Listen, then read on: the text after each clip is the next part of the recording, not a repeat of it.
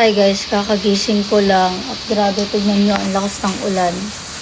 Hindi nahinto yung ulan dyan kanina pang umaga. Maga kasi ako nagising alas 7 tapos nag-post ako, nag-promote ako tapos natulog ulit ako. Kakagising ko lang ngayon. At ayan, nag-bounce nga pala ako guys. Tignan naman yung bounce ko. Bilang na bilang yan. Nagluto nga pala ako ng itlog kasi hindi nga ako makalabas. Kasi napakalakas ng ulan. So ito yung uulamin natin for today's itlog. Tapos yan may ketchup. Tapos, syempre meron tayong corned beef. Diba? Super sarap niya. Bango! Ang bangunes. Hinihintay ko lang mainin yung sinaing. Then lalapang na tayo. Grabe, sobrang sakit ng tiyan ko. Kahapon kasi nag-burger ako. Ngayon, kahapon lang naman ulit ako nag-burger. Hindi ko lang kung bakit hindi tinatanggap ng tiyan ko yung mga ganyan. Yung mga ganyan. Tapos pag mga gulay, tanggap na tanggap. Naiinis ako. Pero yung mga, kahapon lang ako nag-burger pero ang sakit ng tiyan ko ngayon. Hindi ko siya mailabas yung sama ng loob. Kaya, nagsayaw-sayaw ako. Tapos uminom ako ng gatas. Ayan. Uminom ako ng gatas ngayon na mainit para naman malabas ko to. Pinadalan nga pala ako ng Mr. Squirrel ng biscuits. Ito nga, pakapakita ko sa inyo. Ito yung pampadiet. Yes.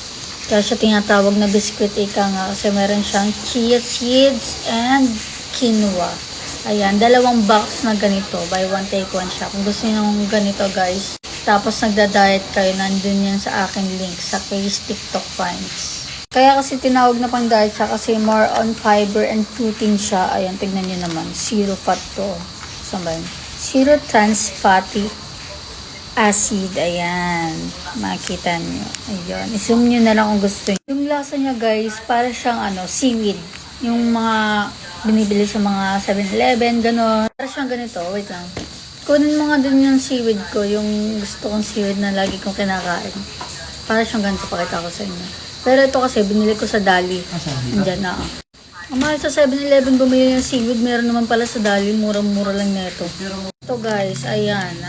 Ito yun. Para siyang ganito. Ginawa lang biscuits. Grabe sarap. Ito. Ganito kaliit yung biscuits nila guys. Pero ang perfect niya. Mabilis siya makabusog. Promise. Pero wala akong time kumain nito. Wala akong time. Ano yun? Nagda-diet ka ba? O nagbibiro-biro? Kasi gusto kong kumain ng kanin. Para siguro mailabas ko na to. Kailangan ko yata nun. Wala akong maisip na vlog guys kung alam nyo lang. Kaya isama ko na lang kayo ngayon kung ano meron man gaganapin ngayong araw na to. Ang oras na lakas pa rin ng ulan. Hindi siya natigil talaga. Hindi na natuyo-tuyo ang aking sinampay. 3 days na. Naiinis na ako. Paano makakapaglaban ni Tess? Hindi matuyo-tuyo. Ulan ng ulan. Dapat may event kami bukas, 27. Kaso muna postpone kasi nga ulan ng ulan. Tapos, syempre, yung iba sasakay pa ng aeroplano para makapunta dito sa Manila. Yung iba bahain, ganun.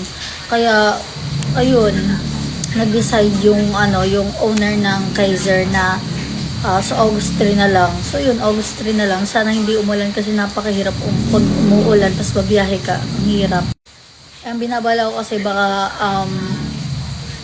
staycation na lang para doon ako mag-aayos.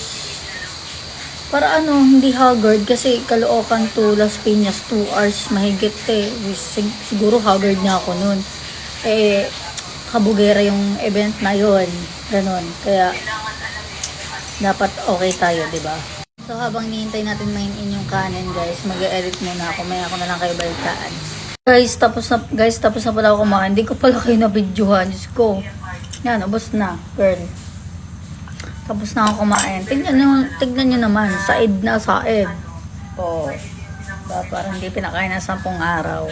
Tawag ng tawag kasi si mother. Dito rin ako nakapag-vlog. Nurse ng ayos. So guys, mag-aayos na ako. At syempre, mag-tiktok na tayo, girl. So, yun lang naman yung mga nangyari ngayong araw na to. Naulan pa. And ang gagawin ko na lang, mag-tiktok na lang ako. Para naman hindi magalit ang aking mother.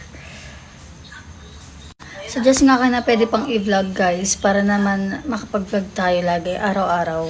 Sorry guys, may nag-online class kasi dito. Yun lang guys.